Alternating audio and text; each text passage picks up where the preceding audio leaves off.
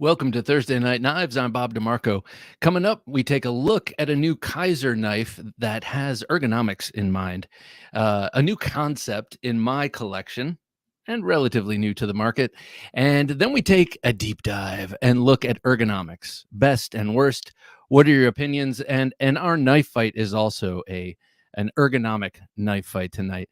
But first, before we get to any of that, of course, you know what comes first, and that's the pocket check. And I got to tell you, I'm coming in hot tonight from a school musical, 6th through 8th grade musical, 13 scenes and a musical number with almost every scene. And wow. Now, my daughter was excellent. She was in the chorus, and she kind of had to do it. She was kind of forced into it, but I'm sure she'll be doing this when she gets into the upper grades. But man alive, I felt kind of bad watching the music teacher. I was like, this guy, I wonder what he's thinking right now, because none of these kids are singing on tune. He must be going nuts. Anyway, it was an endurance event. And here we are. So pocket check. What was I carrying during this event? Larry, how's it going, sir? You're going to be seeing well, we'll talk about that later. It's good to have you here, Larry. Larry's a recent new addition to our Patreon family. So is 9198 David. David, good to see you here. Hello, all. My favorite day of the week, I think is what you're saying. Greetings, Junkie. Of Junkies of the Sharp Edge. Dave, man, has just been pumping out the content. Great stuff. He's putting out unique videos on unique knives. He sent me a couple, and one of which I received, the one that I ordered for myself, just days later. And we'll show that off too. Jeremy, good to have you here, Jeremy. Hello to everyone, he says. Well, hello back, right back at you. Byron, good to see you here, Byron. How the heck is life treating you, Bob, Jim, and Junkies? Me, personally, Byron, I have no complaints. All is well in my world. Quack, good to have you here, sir. As always, we have Quack with us. Dino N. How you doing, Dino?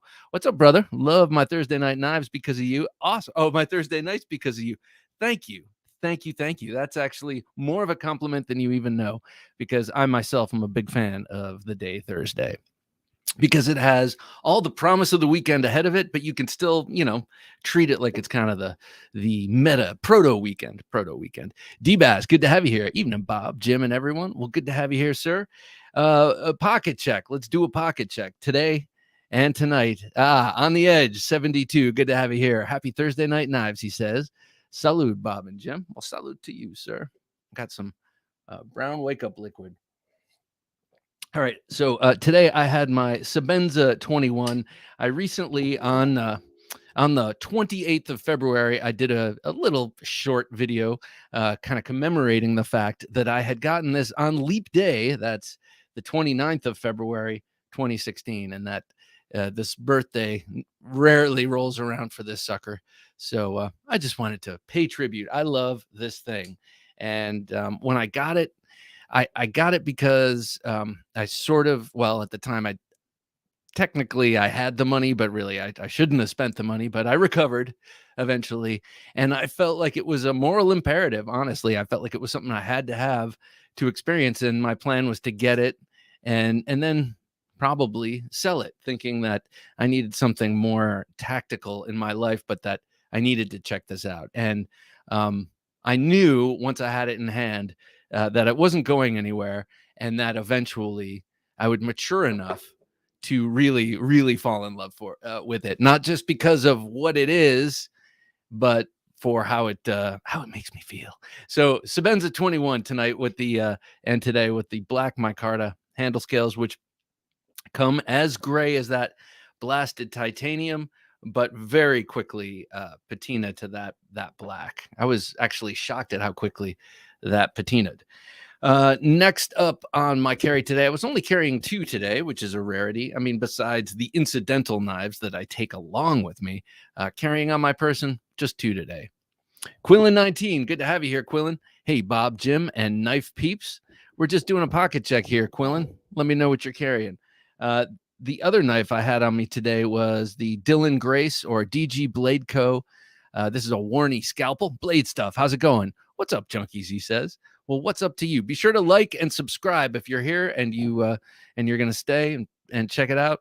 Be sure to like, comment, subscribe. I know I recognize all of your names so far, but if you're new, checking it out, well, we're here every week.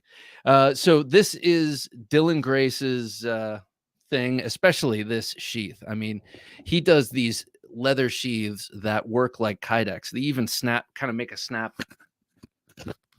sound. Really amazing leather sheaths here. I wear this in the waistband. I carry this in the waistband, but I got this at Blade Show last year. Blade Show's coming up quicker than I'd like to think, actually. Got to get my ducks in a row for that, and I have to save some shekels for that. I think I've started. But this thing, man, I've always admired his knives, and this is a model that has always intrigued me. I've always been kind of interested in that Tops street scalpel. I know Nick Martino has one and likes to carry it quite a bit, and I've always kind of been curious about it, but it's always been also a little bit more of a chunk than I wanted to carry. And then I saw this thing, and this is also Buckeye burl wood, and I grew up in Ohio, and it's the Buckeye state, so I was like, oh, it's meant to be, it's kismet. I'm gonna get it, and I did. And I ordinarily carry something bigger for a fixed blade, but this thing is really, really useful. And if I, like I do, carry a fixed blade, thinking of it like a self-defense option, this is also just fine for that. But really, I have this for the beauty of it. It's a really beautiful knife and makes an excellent utility knife. So that's what I carried today. What did you carry today? Let me know in the comments, and I will read them aloud and perhaps be inspired. I am always looking for. Oh, I'm sorry about that. Oh, a professional. I'm always on the lookout for something that's gonna just, I don't know, turn me on. Dino N says PM2 in Maximet today, and a Bark River Huntsman. That's a new one, right? In a pink and purple burlwood. Damn, that sounds good. The Huntsman, that's new, right? Because I've been seeing it a lot recently. Nice carry, sir. On the Edge 72, happy Thursday night. I think we already saw that one. Well, again, happy Thursday night knives to you, sir, on the Edge 72. I have a feeling that 72 is a significant number. Jeremy says, I had the AD-15, excellent choice, and a Martini Pucco and a Swiss Army knife. Puccos. Martini is a company you don't hear about too much, I guess, unless you're in that bushcraft world. But they're very high end kind of bushcraft knives, right? I mean, like on the high end side. Gear ND, good to see you here. What up, Bobby? Bobby boy. Packing up a special weapon of mass destruction for you tomorrow. Oh my goodness. Oh, I like hearing that. I know what you're talking about. Index Knives. Hi. How's it going, Index Knives? Good to see you. Well, I mean, I can like barely see you. That picture's pretty cool. Even though you're the only thing in the picture, you're very well camouflaged. So anyway, good to have you here. Addicted to Knives. Hello, Bob, Jim, and everyone. Addicted, you've come to the right place. Dino N says, guys, start the thumbs up. Let's get this channel out more. Up more people, thumbs up more people. Come on. What am I talking about, Dino? Dino, you're getting my words all twisted up, Dino. But thank you, sir. Yes, thumbs up. That's what he's saying, and I agree. Mike Flamian with the Randall Model 14. I love that knife with CDT leather, #1 handle, and #1 style hilt. And folder was Hinderer XM18 skinny sheep's foot and Spyderco arc neck knife and Victorinox on the keychain. Very, very, very nice carry and well-rounded. And a man who carries a Model 14 Randall. Now, I'm going to have to go back through that, and I think I know which the hilt is. And last week you cleared up what the handle was, but I'm pretty sure I know what the hilt is, and I think that's the one that I have on my 16 or similar. Or no, actually I think that hilt is just a flat piece of bar stock that's quite thick, I think. Anyway, we can take this conversation offline. Quillen19 says Spyderco Capara. I love that knife. And brass pineapple mini flashlight today. I take it that brass pineapple. I know which one you're talking about. I mean, vaguely, and I know it's got the frag pattern on it and everything. Kesma, but I'm not a flashlight / torch guy so much that I can identify them necessarily. Good to have you here, Cut McNessart. As always, good evening, Bob and Jim, he says. Good evening to you, sir. And while we're here and we're chit-chatting, Quack says, carrying the Demco 8015. Man, we had two 8015s today. That's kind of interesting and somewhat coincidental, and you both happen to be here at this moment that I recently acquired from Alex. I know which one you're talking about. That is beautiful. He's got that purple anodizing and the sculpting on the bar. Oh man, that is a nice purchase. Index Knife says, what do you think of Bally songs? Oh, I think they're cool as hell. I love Bally songs. I don't collect them. I have the Kershaw, the Lucha, I very much like. And then my wife and I have always had a couple of beaters laying around the house. One in the on the lower level of our coffee table in our TV room that comes in handy quite a bit for various things that come up when we're just kind of hanging out. And then we've had butterfly knives, Bally songs in the junk drawer. But only get a fancy one, not fancy, like a well-made, expensive, well-engineered one when I got the Lucha. But for carry, I just don't find myself carrying that. If it had a clip, I would. I certainly would. So I think for me, the clip has something to do with it, though I understand for Bally song purists, the clip is a buzzkill for sure, I bet. Blade Stuff says, oh yeah, Sebenza 21 Tanto for me today, nice. As well as the Spyderco Sage 5 carbon fiber, nice. And Victorinox Fieldmaster. Now that Sage 5 is the one that has the compression lock. I love the Sage series. I have the titanium one. Dave, how's it going, Dave? Carrying my new Prometheus Design Works Invictus. That is cool. You want to talk about, okay, Bally B, billet titanium, M390, carbon fiber. So that each handle is milled out of a single billet, right? So it's an integral, or each handle is integral. Oh, you want to talk about Bally songs, sir? You check out that one. That is gorgeous, man. You just posted pictures of that yesterday, I believe. Jay McConnell says, well, first of all, good to have you here, Jay. Evening, fellas. Carried a Magna Cut Javelin from BGM and a GE6 68. What's the GEC 68? Which is the 68? Can't think. I have my BGM out today. This is how I carry mine with the discrete carry concepts. And right, Jim, that's right. Jim mentioned something, and that just reminded me. What a great knife this is. Super hollow ground, wickedly sharp. I really messed up my finger on this. So I'd say about 3 months ago now, and it took about a month and a half to fully heal. Addicted to Knives says C.H. Marshall, Two Sons Aurora, and a Brandon Park fixed blade. What's C.H. Marshall? Brandon Park. Addicted to Knives. I love this because I don't know these, and I'm gonna have to check them out. Two Sons Aurora. You know me. I'm starting to like. Well, I really like my Tucson. Sorry about this. I really like my Tucson 301, and there are a couple of others I have my eye on. Luckily, not all of them resonate with me because they are so fantastically made. Blade Ogre, good to see you, Blade. So this is the picture. You took a picture of this layout here, carrying the Protec, right? Protec Bren 3, the medium, okay, the Spyderco Native Chief, the Hinderer XM28 recurve. I gotta get me an XM28. I saw that XM18 recurve in that picture. It's blue handled, I think. Wow, that blade is so nice. When they first came out with it, I thought, not enough recurve for me, but lately I've been seeing it.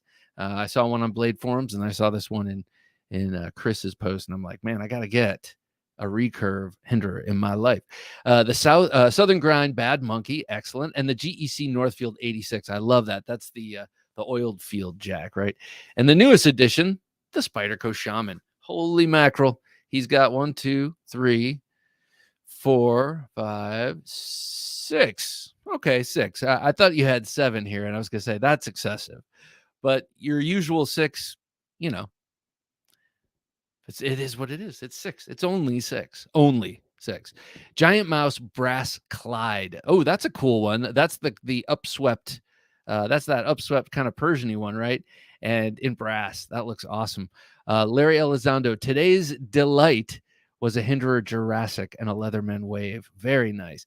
I wanna do a tearful goodbye to a knife that I am sending along to someone right here tonight, and this will join.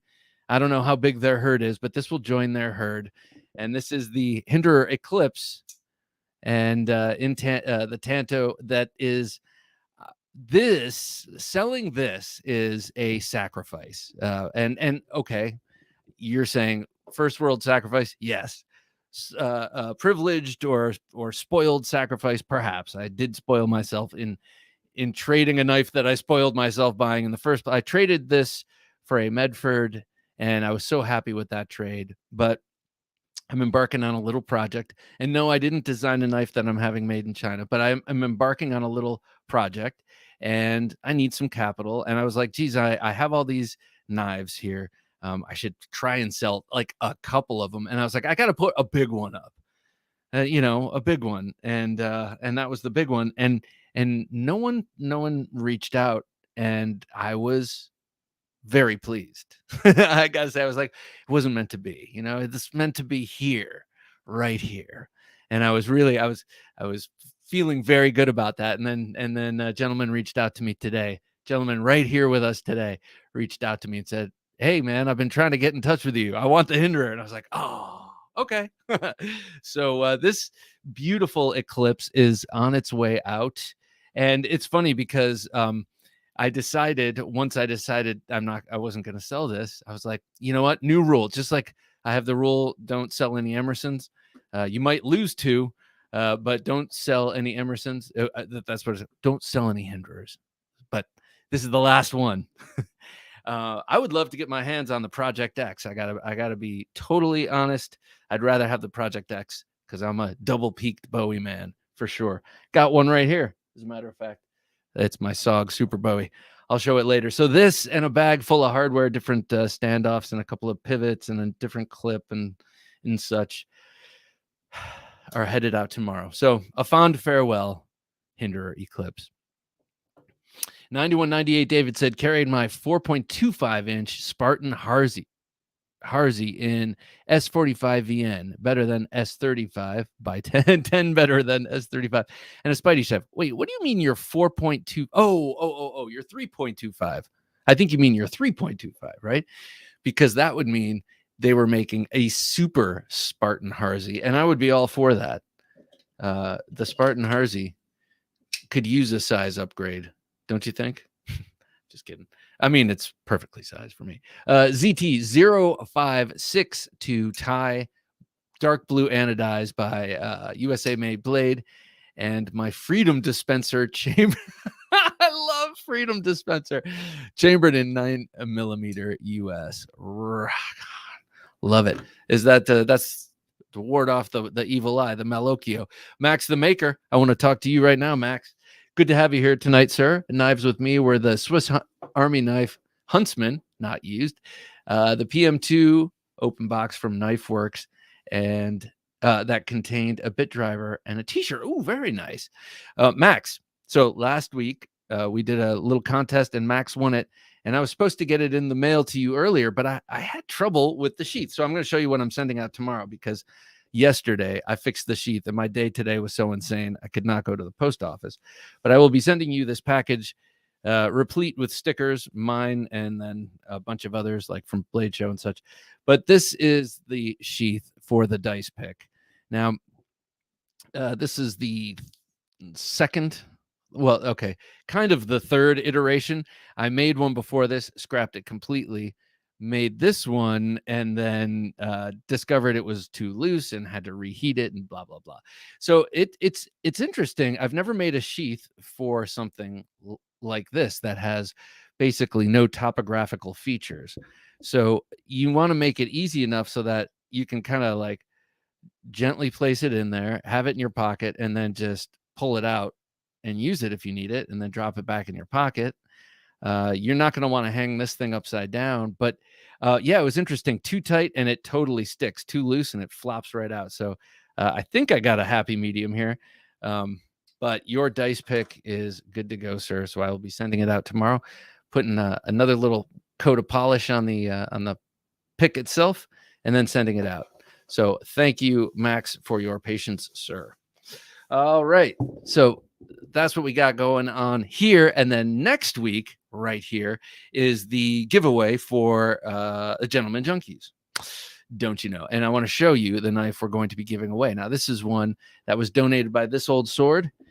Sometimes I say bequeathed, but then I think I need to look this up. I think bequeathed is kind of like something you put in your will. So donated to the channel by This Old Sword is this beautiful petrified fish. But I mean, this is a knife, but it goes by the name petrified fish. This is the P02, and it's the PF-P02. And it is in this beautiful British Racing Green G10 with G10 backspacer. Very nice, chunky, what do you want to call these, liners, nicely milled out for weight relief. But the star of the show is, man, look at this blade. Just a big, beautiful drop point. And I keep finding myself saying that and then saying, you don't hear me say that often, but I guess I do, because drop points can be beautiful too. Maybe a little less dramatic than some other shapes, but you know, kind of pleasing in their stateliness. This is a 3.75 inch D2 blade designed by someone named I think David Chen is what his signature says. But look at that. Isn't that a cool knife? This is I really like this knife. It is right up my alley in terms of size and color and style. And it's got interesting ergonomics, and that's the theme of the evening, ergonomics. And you look at this, it's almost totally neutral. And then it has this sort of butte here, or whatever you want to call that. And it looks funny, and it looks kind of like, why would you interrupt that line with that butte? But actually, it fills the hand perfectly. It is doesn't look like it should be ergonomic, but this thing is a dream in the hand.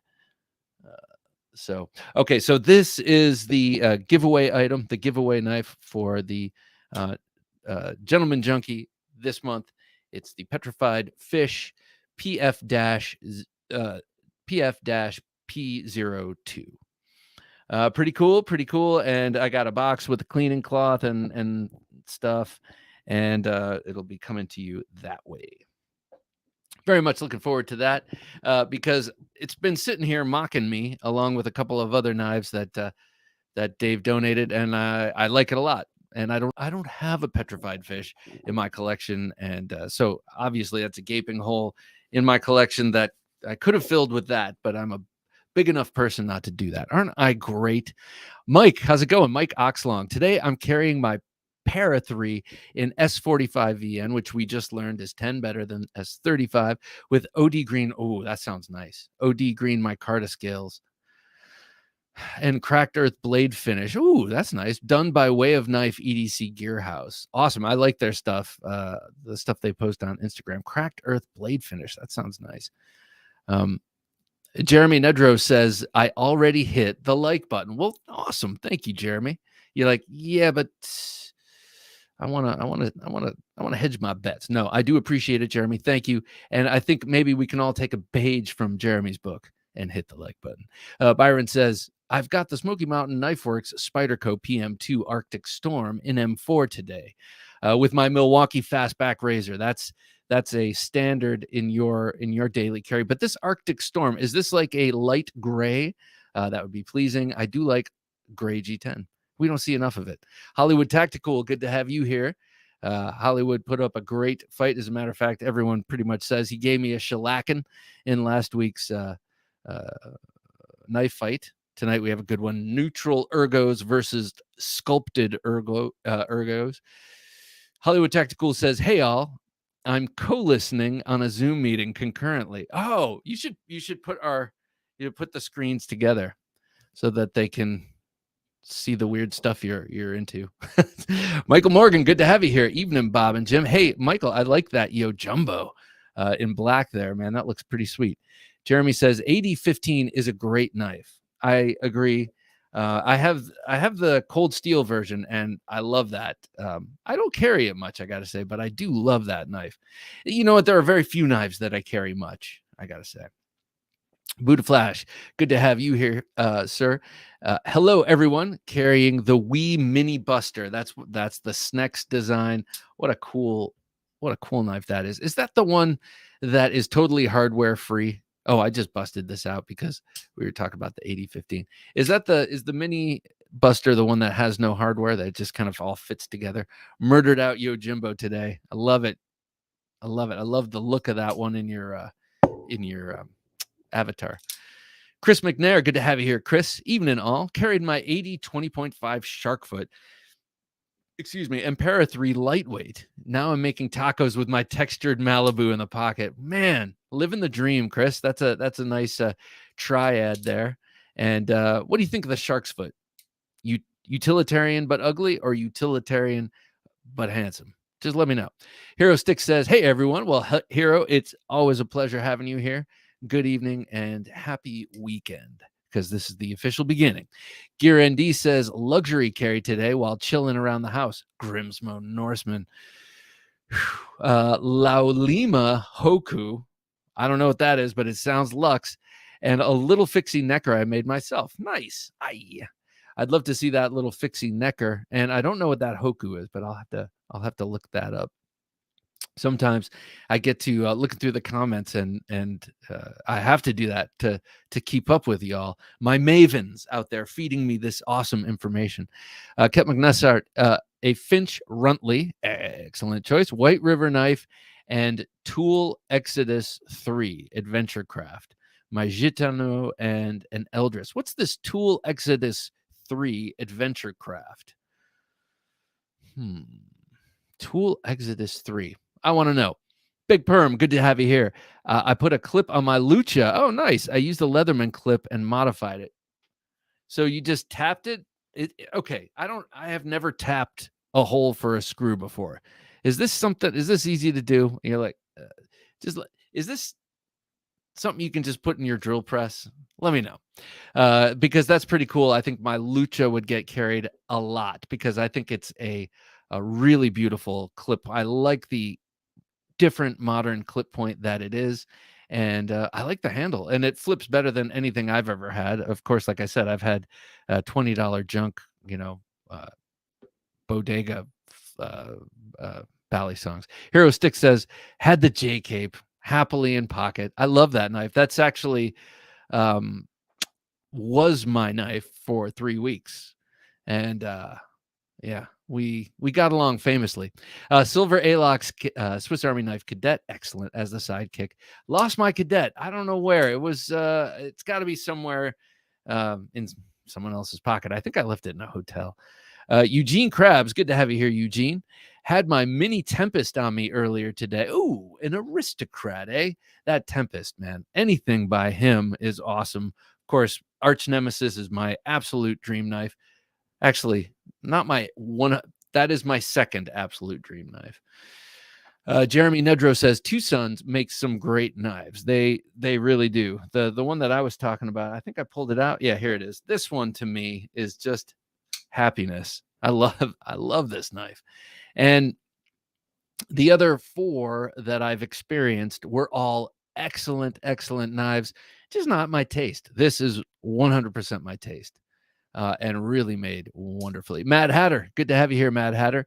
Alexi Conigan. I've only ever read this. I've never read it out loud.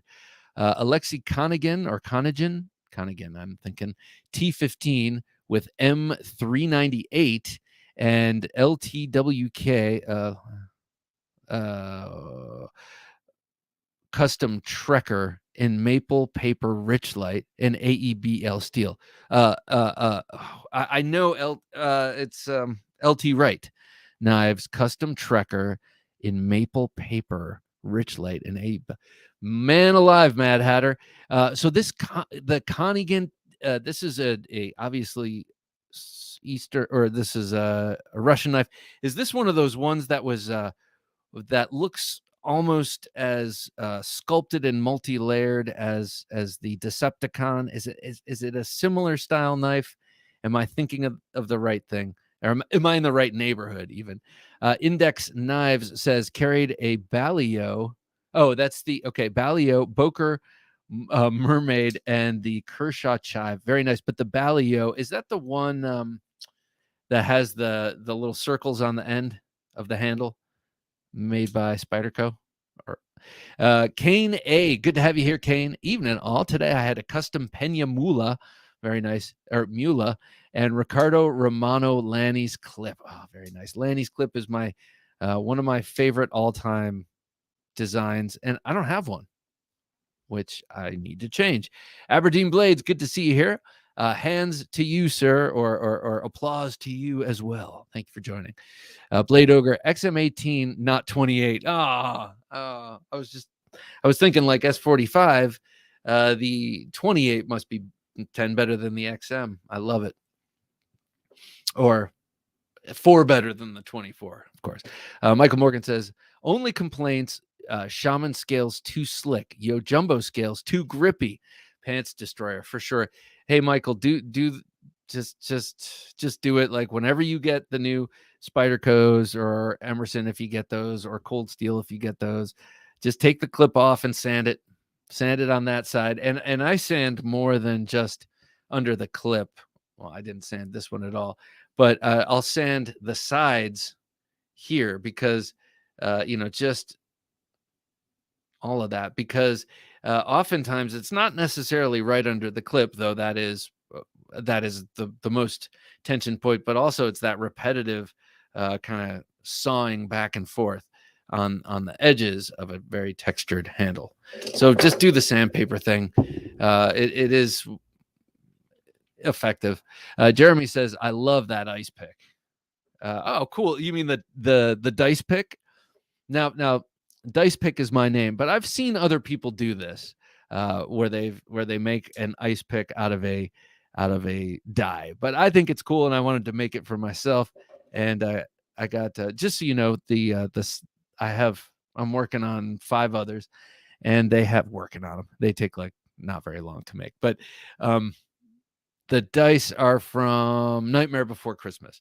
Hollywood Tactical says, Knife Junkie, yes, you're correct. Bequeathed is to leave something behind, like after death, or if he shut his channel down or sold off his collection, etc. Well, Dave, my apologies. I thought I was just using a funny and fancy word, and then I realized somewhere along the line, wait, bequeathed? That's what they say, like when you're at the art museum and you're looking at where the painting came from. They're like, bequeathed by so-and-so who's long dead. It's like, oh, wait. So sorry, Dave. Have a knife day. Good to have you here. Do you have knives from Bastinelli? I do. I don't have tons. I do have. So I have one that I carry every day, and that's the Diagnostic. That's the little 2-finger Karambity hawkbill type blade. I carry it behind my work ID. And then I have a fixed blade, and then I have this. This is the one I have out with me tonight.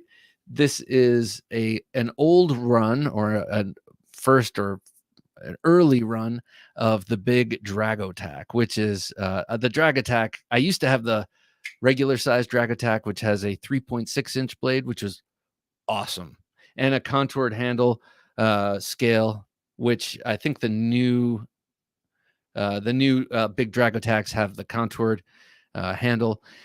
And so the little one, or the regular Drag Attack, which is a 3.6-inch blade, it just fit my hand so perfectly. I ended up giving it away as a gift to my buddy Ian, who teaches me martial arts and is teaching my girls. I gave that to him a few years back, and that felt good. I felt like a saint. I was like, I can't believe I'm giving this thing away, but at least it's going to a nice guy. JN, what up, y'all? What's up, Bob and Jim? Well, good to have you here, JN.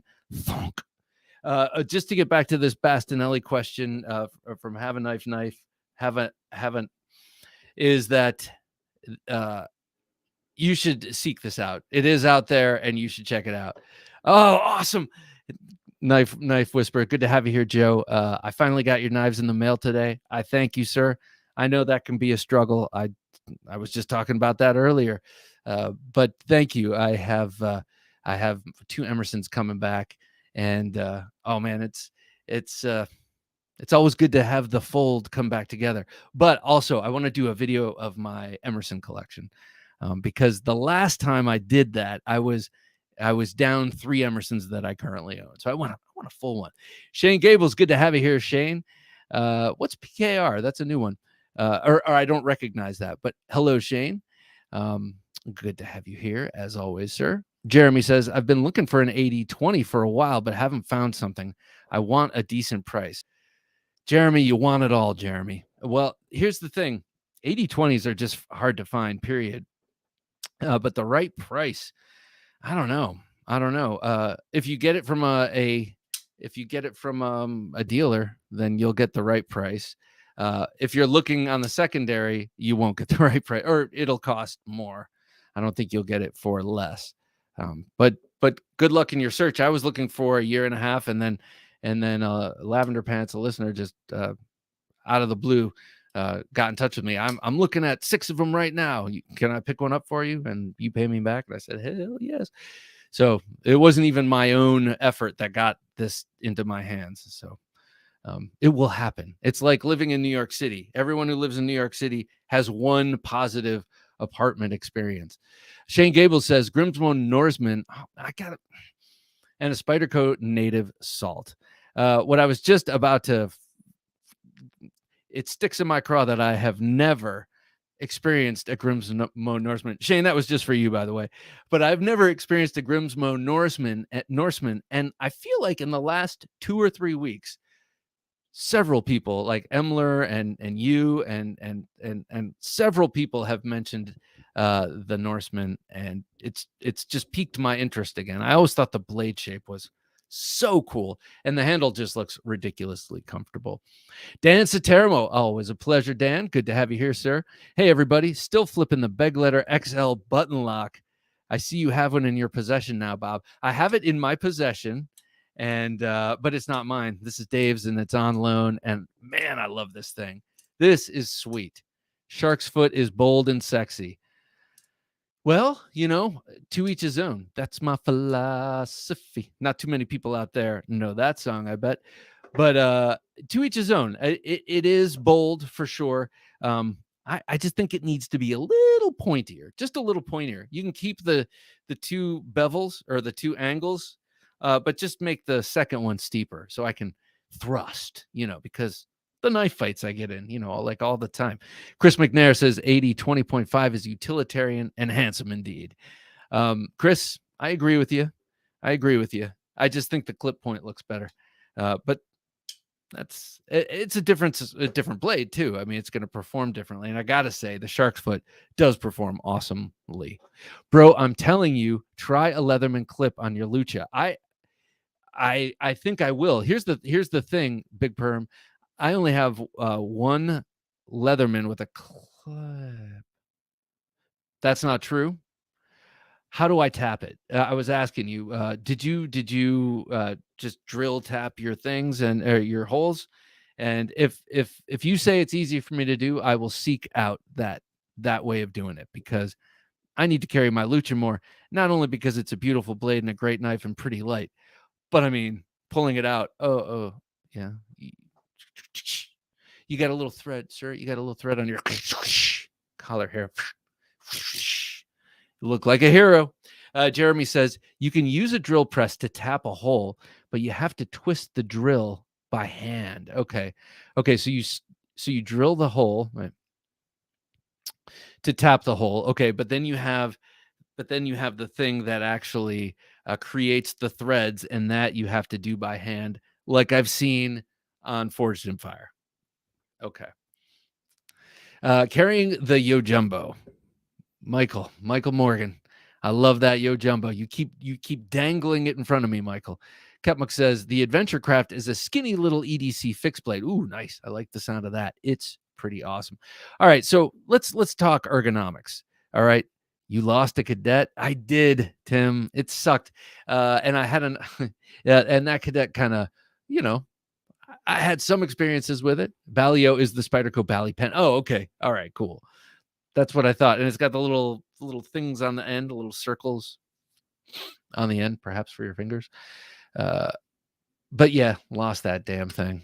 But I'll get it back. I replaced it with a Pioneer X, which I like. It has a more useful tool set to me personally because I love the scissors. And but why have they not figured out the technology for milling out pockets in aluminum for the tweezers and the toothpick? Those are very, very important. 80/20 at the right price are mutually exclusive. Yeah, well, like I said, like if you get it from the certified dealer and you're paying $400 or whatever it is for it, to me, then it's just a matter of, is it worth it to you, but you're paying the right price. But if you're going on, one of the forums, and this is antisocial, I don't even mean to do it. This is an antisocial knife right here. And you pay like $600, then I agree. Buddha Flash says, speaking of Bastinelli's, was thinking of picking up the ice cream. I love that. This is his ice pick tool. It comes with a Kydex sheath. It's beautiful too. And it's fluted. When you look at it, so here, well, I'll show you this. This is a state of the collection item, but since we're talking ice picks, let me show you this right now. I got an old Hickory Ice Pick. I wanted a legit one. I caught it, Bob, he says. Thank you. So this old Hickory Ice Pick, I just wanted a legit ice pick. Perhaps it's my, no, I'm not going to say that. I was going to say, no, I'm not going to say that. So yeah, but I do like this, and I am fascinated by it as a weapon and as by its place in history as a makeshift gangster, tool. And what am I talking about? I just like pointy things, and I like old hickory. I want to get some old hickory knives. I want to get one of their it's kitchen camp knives with the sheath. So the ice scream by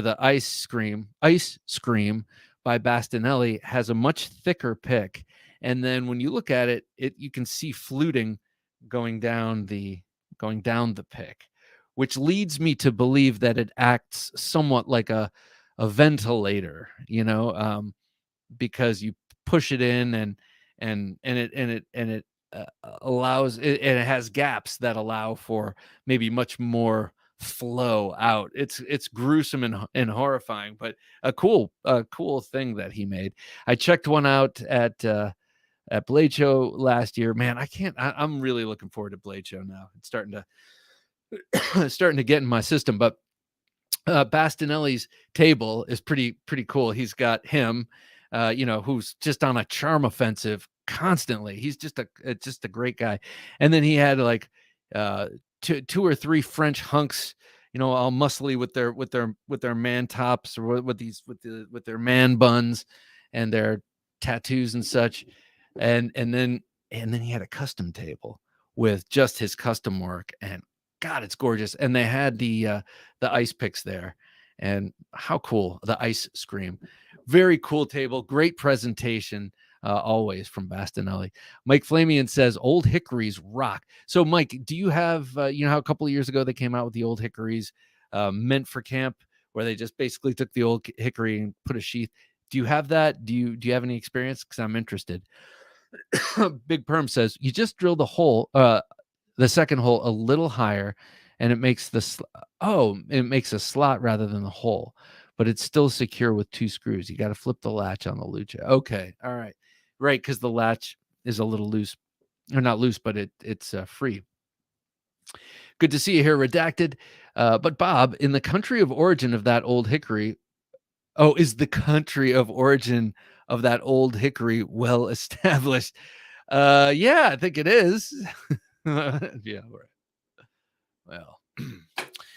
Jeremy says, I hope everyone has a great night off to work. Has a great night off to work. Jeremy, have a wonderful night at work.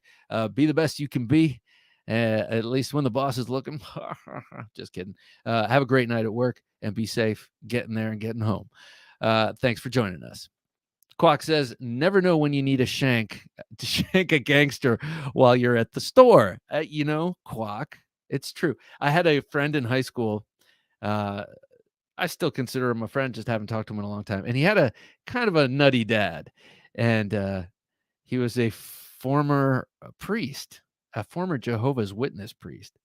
And he told me once that he had a voice kind of like this.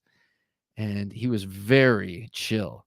And he's like, Bob, if anyone ever, anyone ever messes with you. And I was in his kitchen and he had an ice pick. He's like, you just take one of these and you jam it in their gut. And then you say, you got 20 minutes to get to the hospital. And I was like, okay, thank you. Thank you, sir. We're going to go play. It was, but I never forgot that. As a little bit of advice I never forgot. And not for nothing. Dad, you never said that. Just kidding. Can you go back to the last one, Jim? Big Staff. Good to see you, Big Staff. Hit that like button for him, guys. Thank you for the entertainment. You're like, save him, guys. Throw him a throw him a lifesaver. Thank you, sir. I appreciate that. Thank you for representing. Guys at Shredder, Ezekiel and Jonathan, good to see you. Good evening, everyone. We're late, but had to say hi. Well, it's always awesome to have you here. If you guys don't know Shredder, you're obviously living under a rock. But check them out. They do such great reviews. And not for nothing, but he is a talented young man, that Ezekiel. And he is the future. Well, he is the current. He is the present and also the future of the knife world. So you got to check them out. Good to have you here, guys. Ergonomics. We want to talk ergonomics. What do you think are the best? What do you think are the worst? And as I mentioned, the knife fight later is neutral ergonomics versus sculpted ergonomics. And I'm talking about handles here. And I just want to know where you fall down on it, and not fall down on it. That sounds wrong. But how you feel about ergonomics? What are the best? What are the worst? And this came up because I was carrying I put it back in my pocket. I was carrying the Sebenza today, and I just, man, I could not today. I was just marveling at the ergonomics of this, because thank you very much, man. Oh, my pleasure, sirs. I was just marveling at the ergonomics of this knife, and it is very stick-like. It is, has a gentle taper as you go from the pommel to the front. It's got a little bit, just enough of a swell up front to not be an obnoxious finger guard, but something to stop you from sliding up there. It's got good jimping on an elevated platform there, and the lock bar access is so awesome. It's not only great for accessing the lock bar, but it's also a place where your forefinger wraps in there. It's like a choil, but it's like a single-sided. It's half a choil, but it's not exactly the half you would think if you were imagining a half choil. And your fingers wrap around and get such a secure grip in there, and it's all shored up by your grip. So this thing is awesome. So I do love and appreciate the relatively neutral ergonomics of this. Shane says, my Shaman has the best ergos of any knife I've handled. Okay. All right. So I don't have a Shaman, and I agree it is a very, very comfy knife. And Shane, how much of that do you think has to do with the profile, and how much of that do you think has to do with the contouring? So I'm thinking of profile as being the silhouette like this, basically, and then the contouring being the shaping from this perspective. I think that's how people agree that we talk about it. But in any case, do you think that it's comfortable for which one of those reasons, or both? Because the Shaman to me just felt like my hand feels better with it in it. I have a pair of boots like that, this old pair of what are they called, Earth Keepers from what do you call it? A boot company that is escaping me right now. But you put them on, it's like, oh, my feet feel better now with these on. You know, I don't know. Quack, can't go wrong with the Sabenza. Apostle P said, man was created to hold a stick. That's where I got the stick thing. That's where it was. Apostle P, exactly. Yeah, he's a big proponent of this knife, and yeah, it's true. We're built on a throwing and running platform. Basically, we're built to run and throw spears and throw balls and throw stuff, and this just works great for our hands. We don't need no molly coddling. We don't need no pampering. And then I'll get to the other ergonomics I like. Gear ND says, "Yo, Jim, you're always dodging my comments, dog." LOL. Doubt that. But oh yeah, you're the one. No, I'm just kidding. So this is the other kind of ergonomics. Gear ND, let me know what you think about the ergonomics, and we'll get it up here. So look at all the choils. Look at all of the sculpting of this handle. Look at the difference between that and this. And tell me, what do you think? I mean, I love them both, actually. And I would like to be able to pick a team, pick a side. But really, I love them both. And these are dramatically different. You know, this not only has all these choils carved out and such, but it's also just like an arcing, shaped handle, and then it's placed at an interesting and different angle to the blade. And all of that adds up to super, super comfortable and ergonomic and sure in hand. That's one thing about the ergonomics of the sculpted handle. Oh, I'm giving whoever ends up knife fighting me, I'm giving them ammunition. But it does lead to a more sure grip in certain kind of uses, tactical, perhaps, just perhaps. Because if you're using it for a tactical reason and you happen to grab it in a rush and don't have the ergonomics right, it could be more harm than it's worth. I don't know. Probably not. Probably I'm just going off the mouth. Byron says, I'm always aghast with flabber. Yeah. I'm always aghast with flabber when I find a half size, half as finger choil. Either full or none, please. Now, when you are you talking about on a blade? Because like sometimes, like look at this. This is on the TS 301. The sharpening choil here is very generous. Excuse me, very generous and quite good for getting those thumb stud / blade stops, or for not hitting the blade stops. Gotta go. Good night, Larry. Have a good night, sir.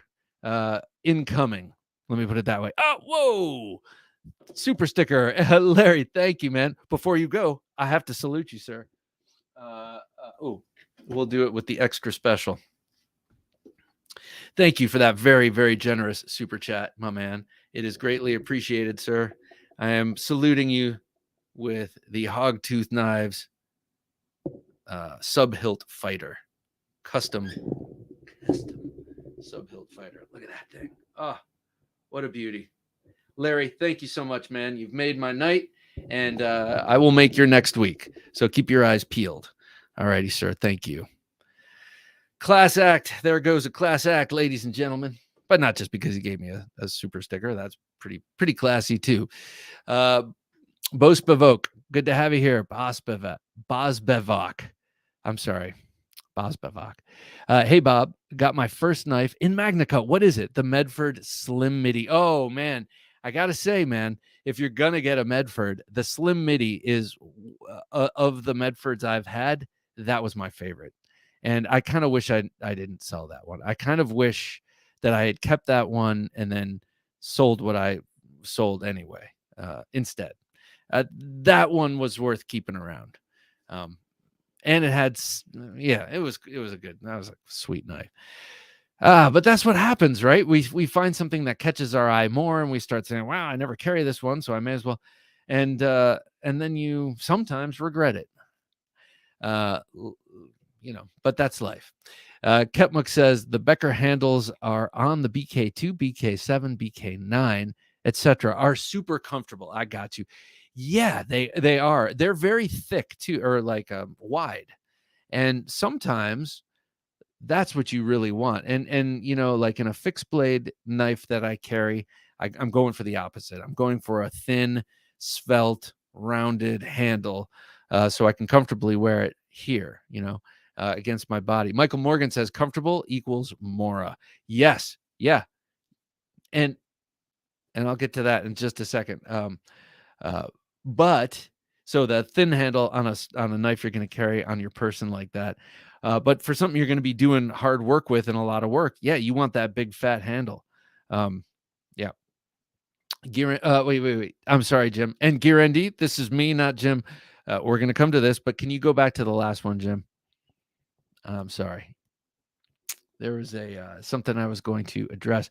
Mora equals comfortable. Yes, and I have a Mora. I have the old school Mora that has the cylindrical but bulbous wooden handle, red handle. I think it's called the Classic #2 or something. And even that is really comfortable, and it doesn't have all the other ergonomic trappings that other Moras have. And used to great effect, but it's still super comfortable. Okay, thank you. Guarantee carry my carry for the third time. Norseman. For the third time. Norseman. Oh, I already said this, man. The Lao Lima Hoku, because I don't know what that is, and a little fixie necker I made. And I said, yeah, that sounds cool that you carried the fixie necker. As for the ergos, usually open canvas with slight banana shape will be a good fit for folders. Okay, I see what you mean. Yeah, I just a slight curve, like, well, this one actually, or the one I was where is it? The one I was just showing. But I know what you mean. Like, oh, the giveaway knife. Where'd I put it? Here. So gear ND like this, slight banana shape, but otherwise neutral. Like you can use it like this very comfortably, but you can also turn it around and use it like this comfortably. And I've seen a lot of guys who do this sort of chest pull thing. I don't think they do it with petrified fishes, but that sort of curve actually accelerates almost like a recurve when you're doing it like this. It just puts the blade at an angle to the pommel that accelerates the cut, kind of like a recurve. So I see what you mean, sir. Blade Ogre says, my two favorite knives for ergos are the Hinderer XM18. Yeah, me too, man. Not the 28 and the Shaman. I just bought. Oh, yeah. Yeah. Okay. So you're the second person to say that. The Bad Monkey is not bad either. Now, the Bad Monkey, I don't like how there's a void in the spine. The Bad Monkey has this shape on the spine of the handle. That does not feel right in my hand personally. For me, I want more of this in that part of my hand. So the ergos of the Bad Monkey didn't work for me. Emler, what are you doing here? Oh, it's crazy sharp. Let's see. I love that sub-hilt fighter. Just listening to you and editing and having a good evening. Well, Mike, thanks for coming on, man. I appreciate that. But I already saluted with that knife. I'll salute you with something else. But check out Mike's live show. It's awesome. It was so much fun on Friday. Well, 2 Fridays ago, 10 p.m. Eastern, 7 p.m. Pacific, and we just hung out and just chatted knives, man, and a very nice active group of people.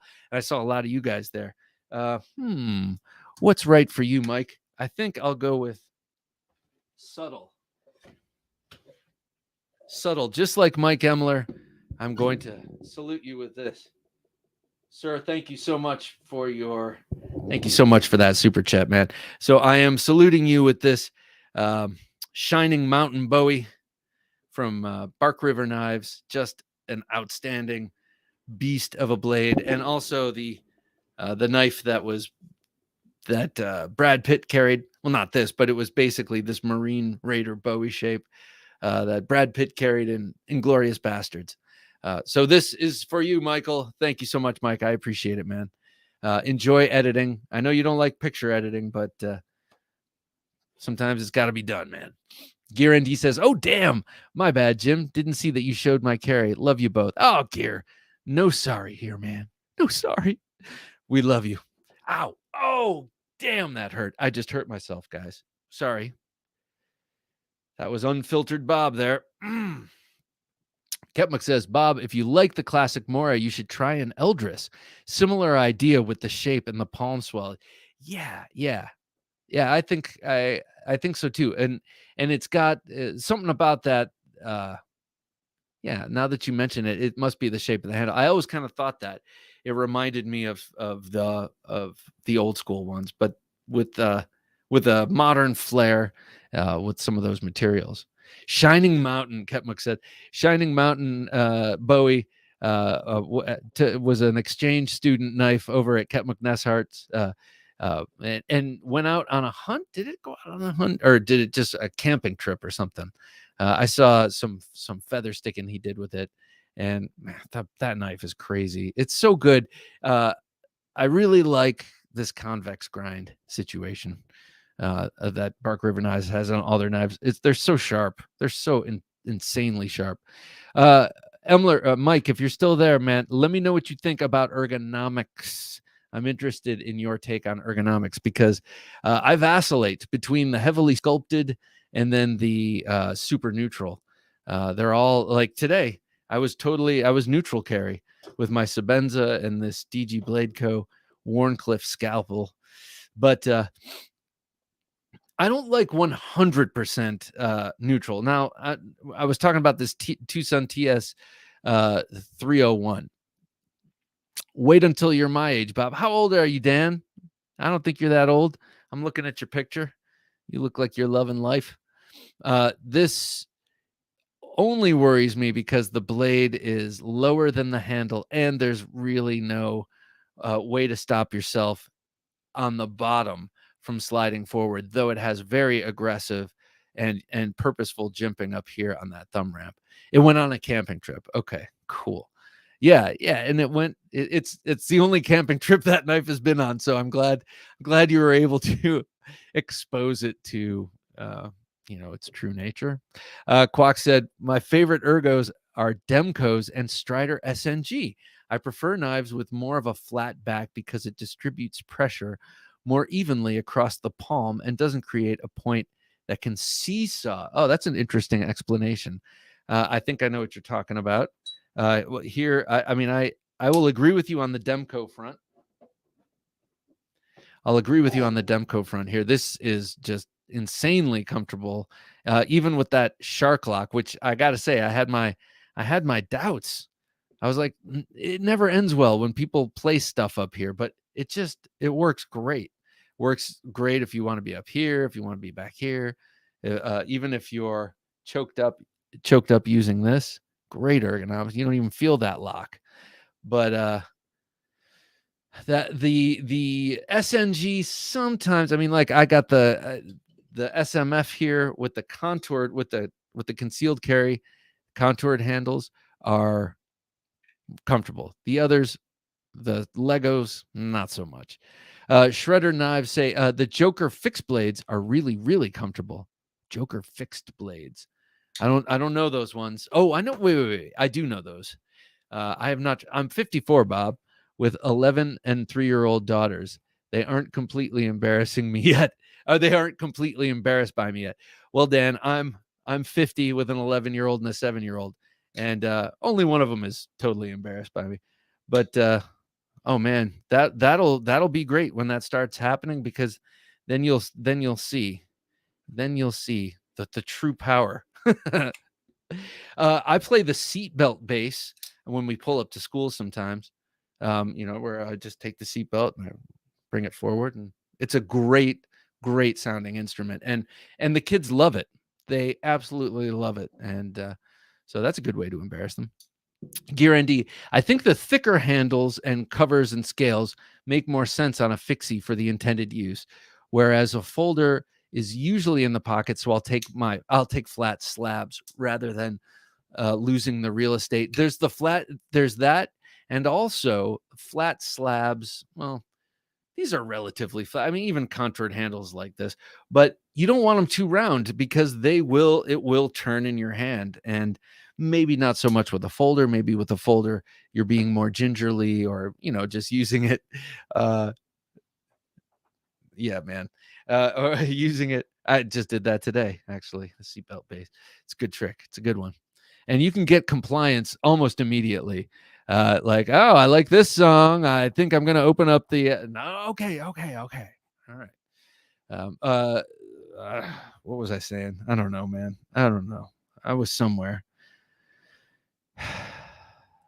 All right. Well, I'm going to restart right here with Ketmuck. How do you feel about okay, we were talking about what I was going to say, I'm sorry, is that rounded handles turn, whereas even though with a well, maybe I already said that, with a folder you're using it less strong, and so it's probably not going to turn. Sorry, guys. Ket McNuss, maybe I'm older than 50. Ket McNussart says, how do you feel about an integral handle versus separate parts for ergos? Geez, that's an interesting question. I mean, I guess if you know it's integral, like you've looked at it and you've felt it, you're always going to know, and it's always going to feel better. This is just what I think. But if you're handed the knife and you don't do, and your eyes are closed and you don't do a full tactile inspection, and you just open it and then hold it and use it, I don't know. Maybe you would just feel less texture, but I don't know if it would if that would equal more comfortable. Everyone out there is more qualified to answer this than I, because I do not have an integral. I've only held other people's.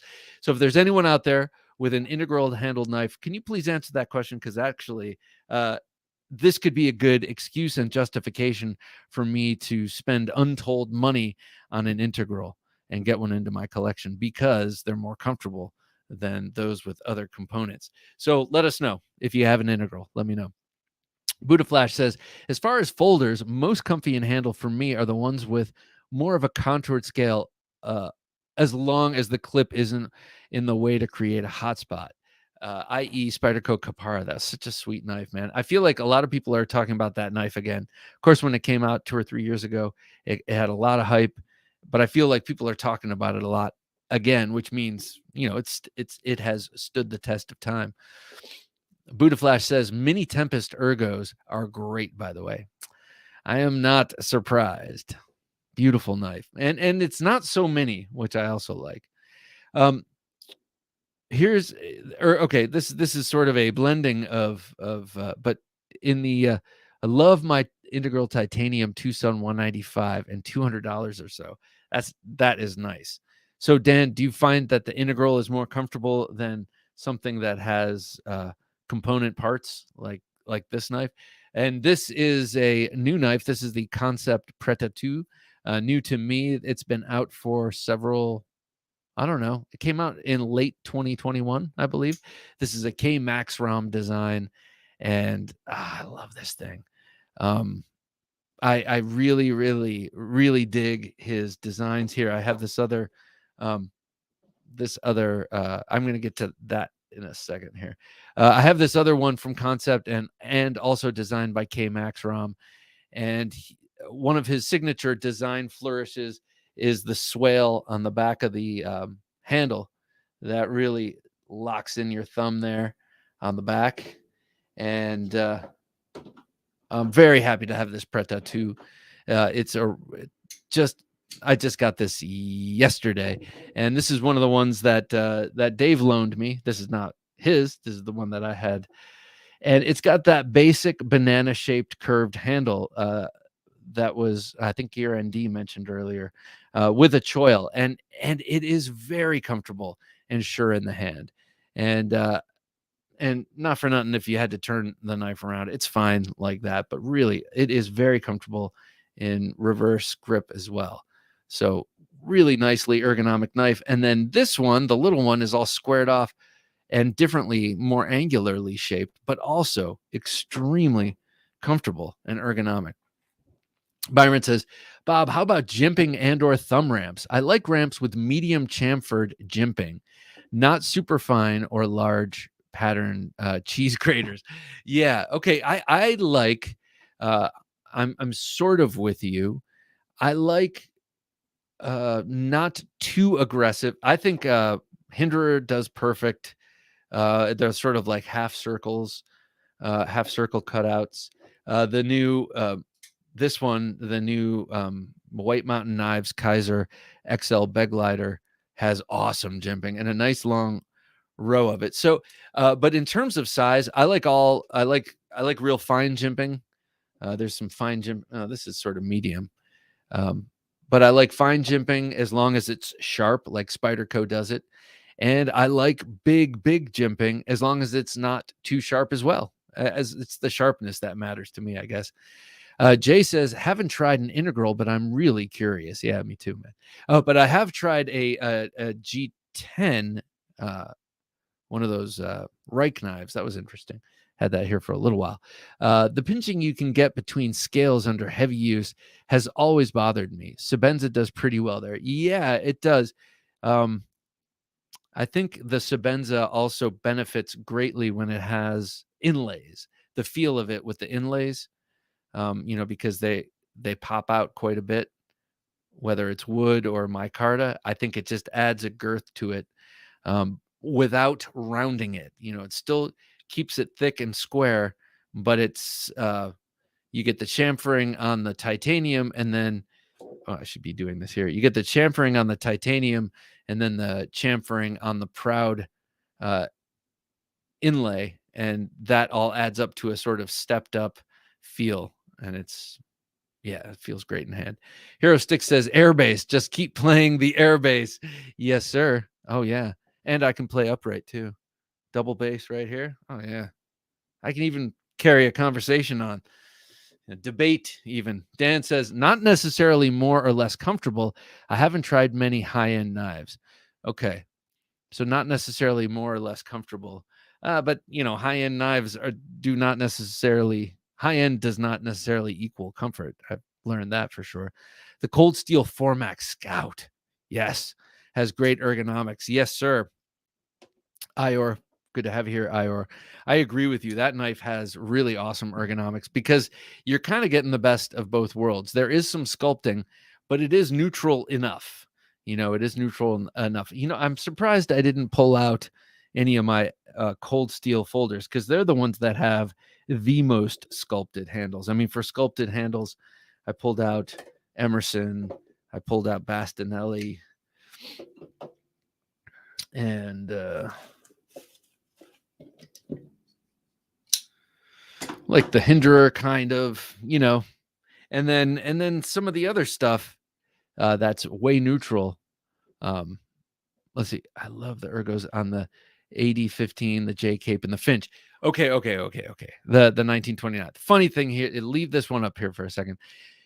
I do too on all three of those, but they're all very different. The AD15 has that full hand encapsulation that you get from in this knife as well, where you're kind of bookended in there. That's something that Andrew Demko does a lot with his handle designs. And then there's some ergonomics in the middle here, some sculpting, but basically it's about this and this, keeping you locked in the middle there. Same thing with the AD15. And then you look at the Finch 1929, that is pretty much neutral, like a Barlow. And then you look at the J Cape, and it is the extreme. So the Finch is the plain extreme. The J Cape is the sculpted extreme. And that is one of the most comfortable knives I've ever held in my hands. Just incredible is the ergos on that full size J Cape. J Cape. It sounds weird saying it. So it's interesting that you put up those three because they span the spectrum as far as I'm concerned. Jay says, haven't handled a Formax, but I have an AD10. And yeah, ergos are great. Yeah, me too. Jay, are you looking forward to or have any interest in the new Tanto model of the AD10? Because I do, and I'm a little ashamed. I would love to get that. And I'll have you know, a lot of people have coveted my first run AD10 because it has the hollow grind. Well, the new AD10 Tanto has the hollow grind on the long straight portion. Obviously, or maybe not obviously, but incidentally, it has the flat ground forward wedge portion. So I'm really looking forward to that. I think I might need to get that.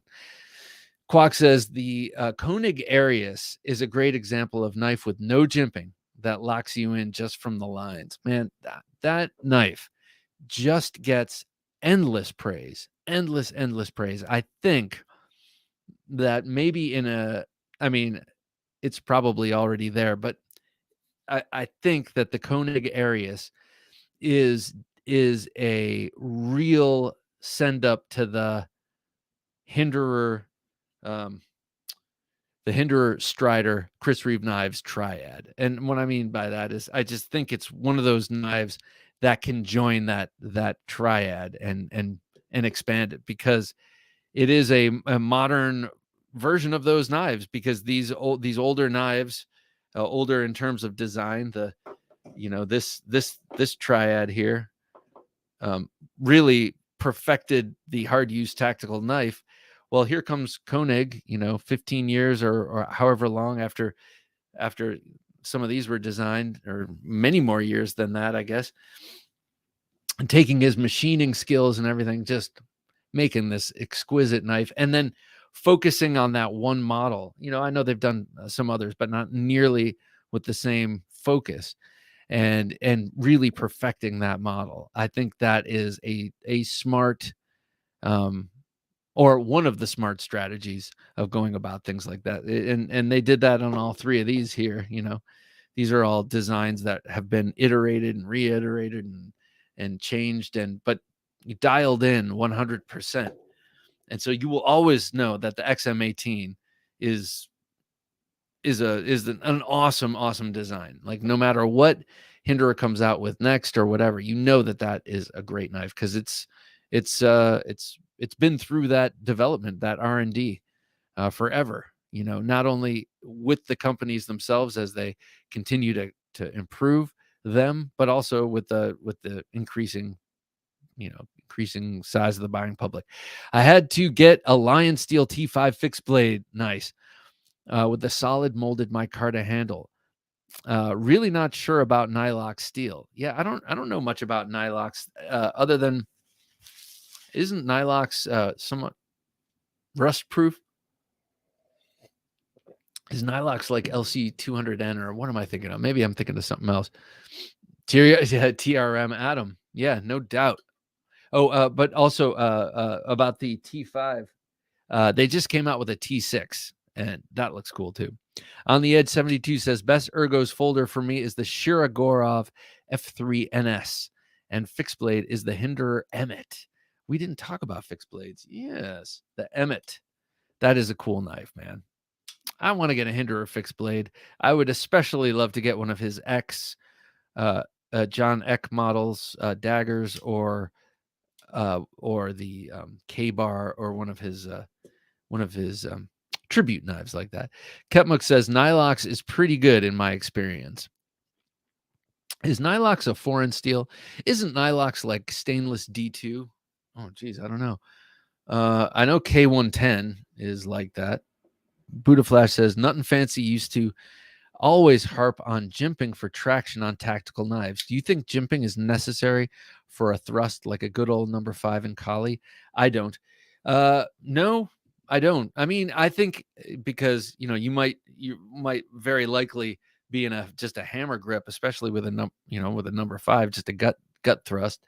But even if you're coming on your, I don't know if we're dealing with the same angles, but your 7 and your 8, it's good for reference.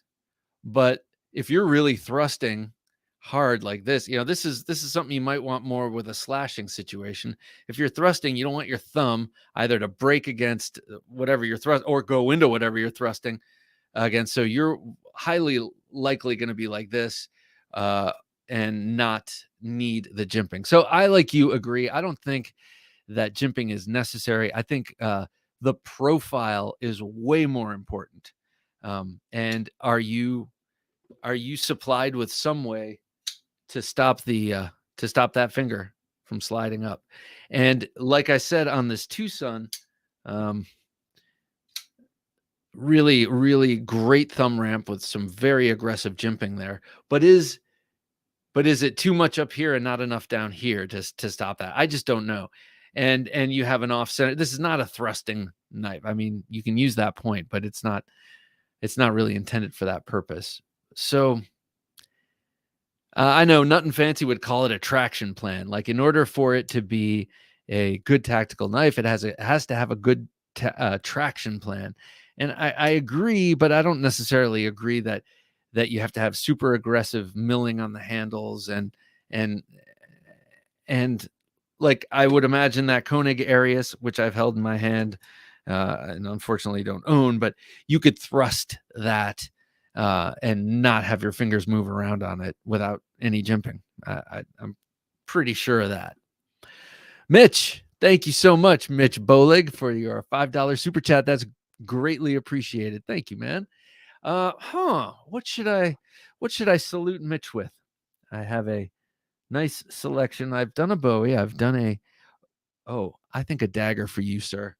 Mitch, I'm gonna salute you with one of my favorite daggers right here, designed by one of my favorite people in the knife world, and that is Mr. Bill Harzi. This is the Spartan Harzi dagger, and I salute you, Mitch. Thank you for that super chat. Look at that. This is such a beautiful knife. I love this thing. The way it feels in hand. It's the perfect size. You don't want anything too long, especially if you're going to be switching grips. It's the perfect size, perfect wickedness and sharpness. And Mitch, this is for you. Thank you, sir. All right, man, I'm going to retire early.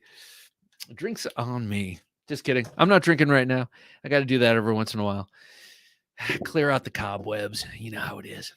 Hero Stick says, yeah, I think evaluating ergos is kind of like ranking boxers or MMA fighters. Different weight classes, stars in each class, but a few pound for pound kings. Yeah, that's a good way of putting it. That's a great way of putting it. I'm surprised I didn't think to pull out the PM2. I mean, we have to agree as some of the greatest ergos ever. Even if I'm not super psyched on that knife. Dub Glock 23, good to see you. Hello, Bob and everyone. Good to have you here, Dub Glock, as always. Well, I say as always, but I don't recognize your name. So if I'm not, I'm sorry, but it's great to have you here. Here we go. That is an ergonomic knife. It's an ugly knife. I think Ed Shemp designs ugly knives. I think that's part of his thing. That Bowie that he designed for Spyderco should have gotten him arrested, but the blade is so cool that I think that's why it didn't. I think they're like, all right, well, the blade is, but that handle, oh my God. So anyway, but the ergonomics on this, so comfortable. This is a face only a mother could love in my estimation, but what a great knife. I mean, this is an outstanding knife. I don't think they make this anymore. This is one of the Taiwan produced knives. VG10. Oh no, Japan. This is made in Japan, just straight up. So it's an older one. Great. This is the Persian 2. The original Persians were kind of ugly, red handled with aluminum bolsters. Red G10 handles with aluminum. They're kind of ugly. Easier equals less time. Easier equals less time. I'm not sure what you're talking about, Captain Mook. That I must have been talking about that minutes ago, and I can't be expected to hold a thought that long. No, I'm just kidding.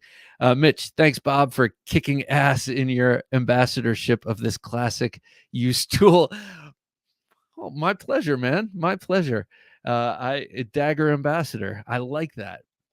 I like that. And for that, I think I need to seek out an arch nemesis. I think any self-respecting Dagger ambassador needs to be walking around with an arch nemesis in pocket. Shane Gables PKR says, Shane says the Arius is the best knife ever made, hands down. Shane, tell me how you really feel, man. Don't half step it here. Like just come out with it. That's great. That's great. The envy sets in yet again. I do want one of these damn knives. I really, really do. I want to have it, but I don't know if I will. That is a nice dagger. Thanks, said Mitch. My pleasure. Thank you, Mitch, for your generosity. Yeah. So the ergos on this thing are are pretty extreme. I mean, your hands have very little choice, but it is a comfortable leash. It is a comfortable captivity on this knife. And by the way, great cutter. Just not the prettiest. Not the prettiest. Michael says, so I guess we'll see the Mini Kubi, a Mini Kubi 322 in the fall then. Mini Kubi 322. I'm not sure. I only know the Vagrant, the big Dragotac. Oh, yes, sir. Yes, the big Dragotac. Check out the new one, man. I mean, they improved it. Where'd it go? It's so big, and I can't believe I can't see it. Yeah, they improved that big Dragotac with M390. Mine has I could read it to you. Wait a second. Where does a big Dragotac just go? Oh, here it is. I'm blind. Mine has D2, I believe. D2 probably, or N690. But check out the new ones, contoured handle, different pattern on the handle, and super steel. James Moore, good to see you here, sir. Hi, Bob. Is it too late to give you my picks for best ergos? No, sir. We are in the thick of it. So let me know. Let me know what your I think I know what one of them might be. And I will just say, yes, I was right if I am. Have a Knife Day says, I just picked up the new big Dragotac in black stonewash. Oh, in a year, I went from 9 to owning 5. 3 fixed now and 2. Oh, I thought you meant and a big and small Dragotac. I thought you meant you had 5 big Dragotacs. I was like, man, you like that. Dude, okay, so you're getting it in the black stonewash. I just saw that. I think Bastian had something on Instagram today showing that off. I just saw it with that stonewash, that black. That looks awesome. That looks awesome. Oh boy. All right. A knife envy. There are a couple of knives that I still haven't gotten a SOCOM Bravo, and I really want one. So there's a folder I want. Another folder I really want is, and I'm talking about within reach, is the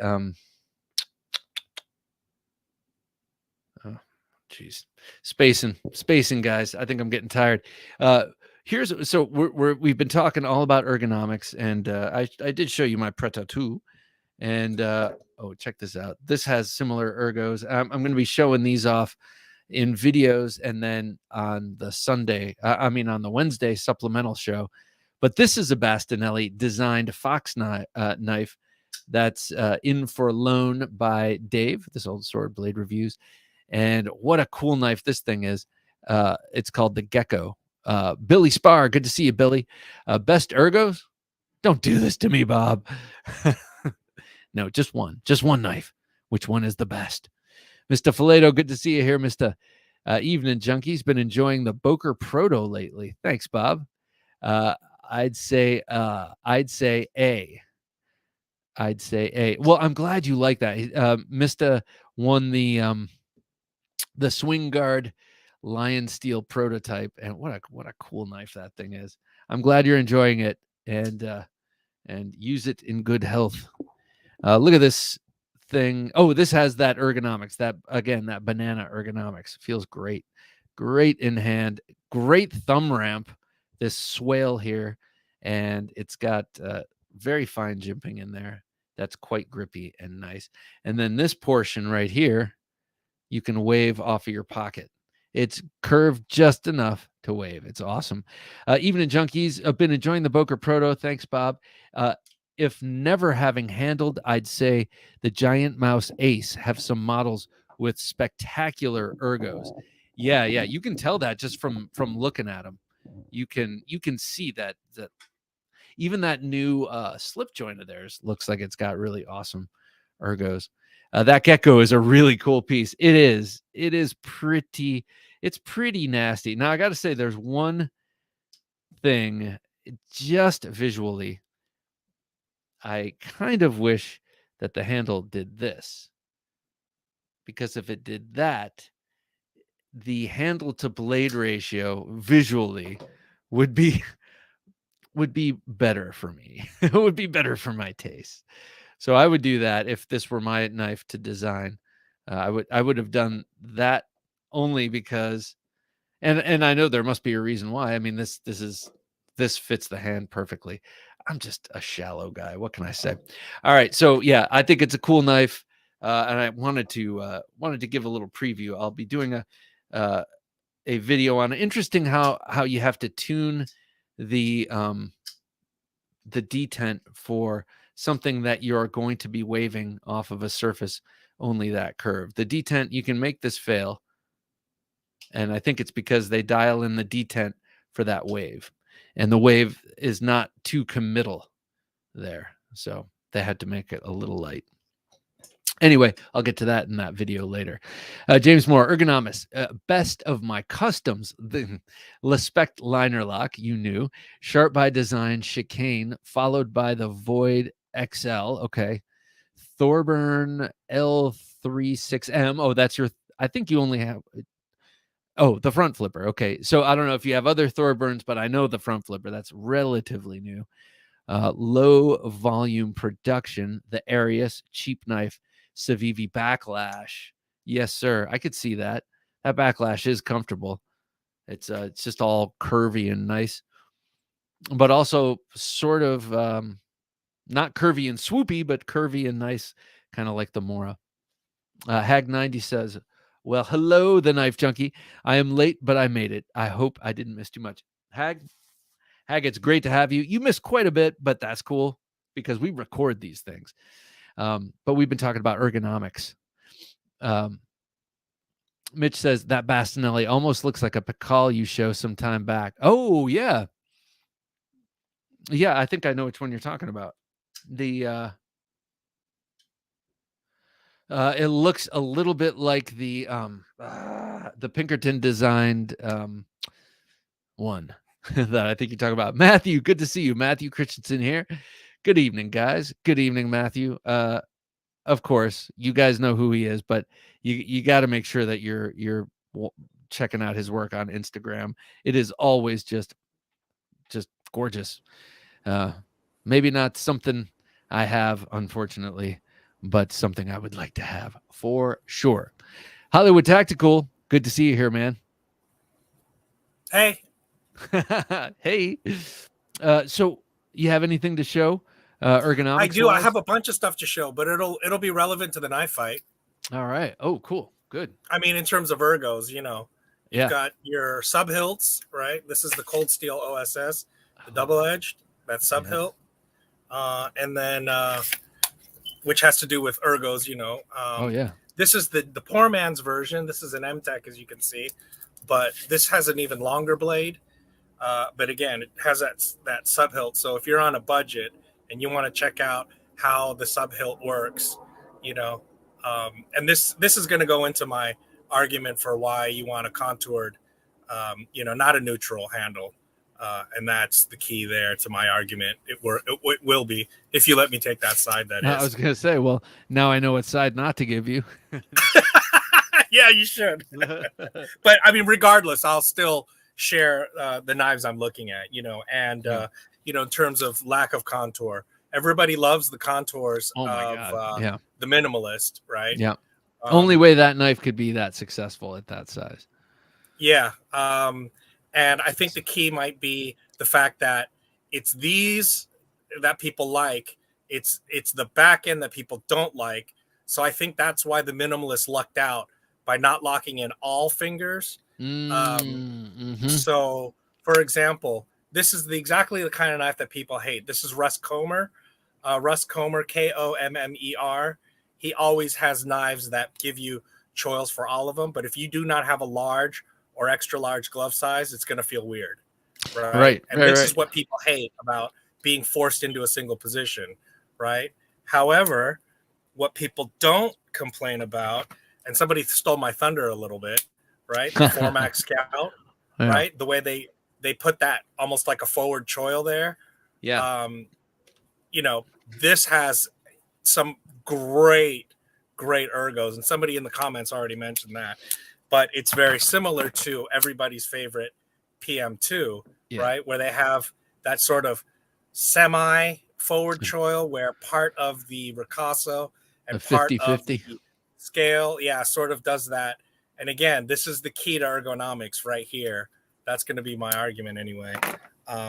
Yeah, so I mean, you know, and you mentioned this. This is what you want. Said you neglected to show the Voyager handle, right? Yep, So yep. I mean, you can go forward, you can go here, and then of course back here for chopping and for control.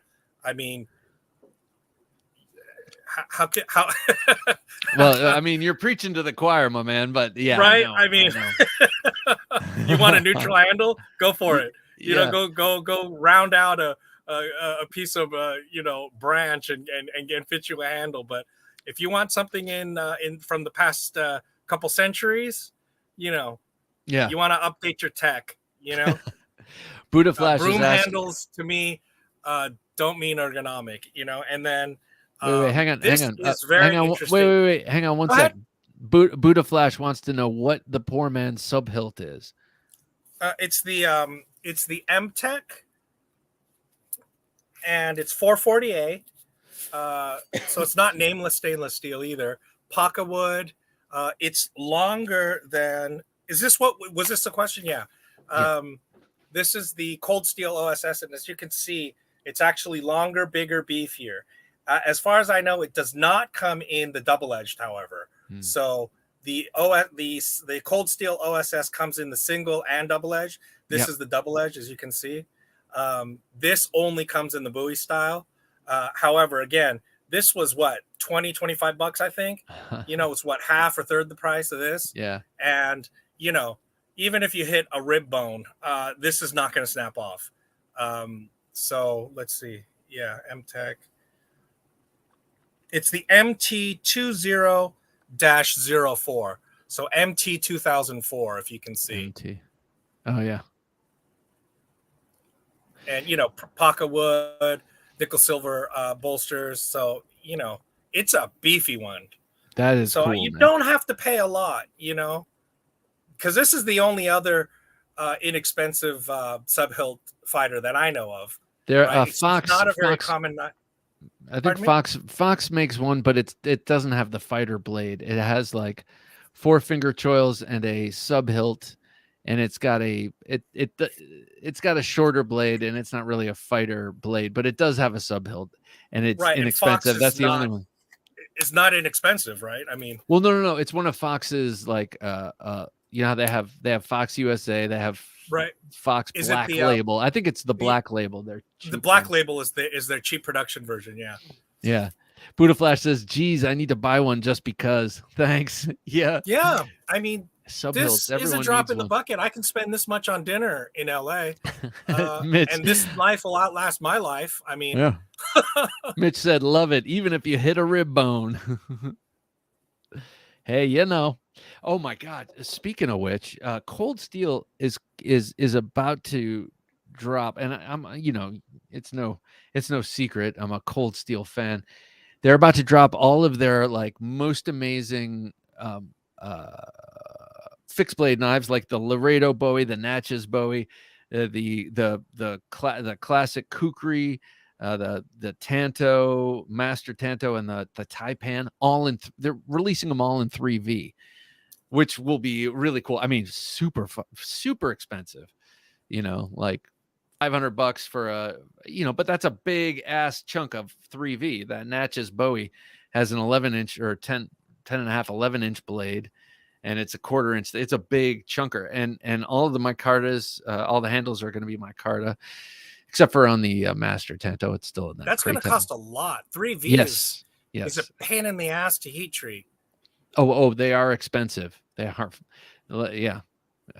They're very expensive. But if you're a Cold Steel and 3V lover, now as far as I'm concerned, like I know I'm never gonna push any of this steel anywhere close to needing 3V. So I don't need a 3V Taipan. What I need is a Taipan. I love that knife, and I've needed that knife for 20 years at least, and I don't know why I've been sitting on my hands so long.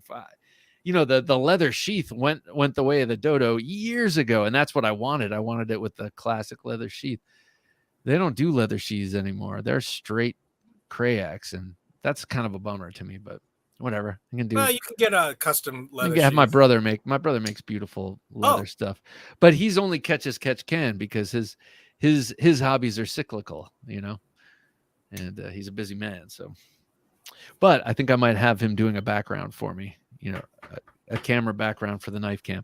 All right. So before we get to the knife fight, which we're going to do in just a second, there's a new knife coming out by Kaiser called the Comfort.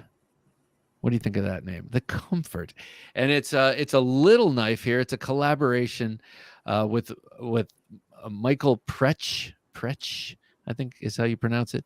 And it's this little Scandinavian front flipper, burly little thing that is made for pure comfort. I guess it's in the name. They're attempting a 1-to-1 handle ratio here, and a I don't know. Like, I look at this and I'm like, sure, it looks reasonably ergonomic. But it looks too small to be that comfortable. And I don't know. I just thought this was an interesting. I love it because or I should say, I really like the blade because it's a little Scandi ground, outdoorsy kind of Scandinavian style knife, and I like the handle because it's neutral. But I'm wondering if it's actually that comfortable. So much so to name it Comfort. Have you seen this?